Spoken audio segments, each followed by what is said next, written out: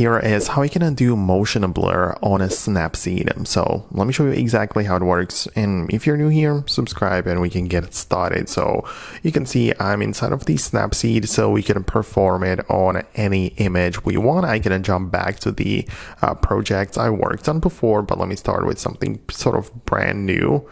Really, and let me just import this image, right? So it's like a I don't know, sunset, palms, whatever. But in order to add the motion blur, we need to be inside of this tools section, right? Because we also have like the looks, which is the ability to just apply some filters. But in the middle, we have the tools, which you can swipe up on and choose from all of those which are available. And the one obviously we are interested in is called the motion blur, or in this app it's titled lens blur. So this is what you need to click on, right? And you essentially get like this circle with a dot in the middle.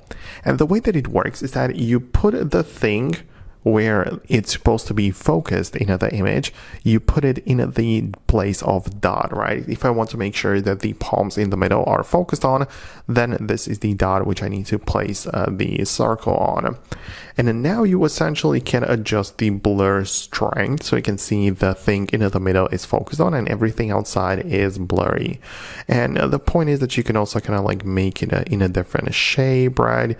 You can move it around and stuff, right? So you can kind of like reshape it however you want, and that's the great part about it, because you can decide which parts of the image is going to be blurred and which one is not. As I said, you can also adjust the strength and intensity. You can kind of like expand it if you would want it to.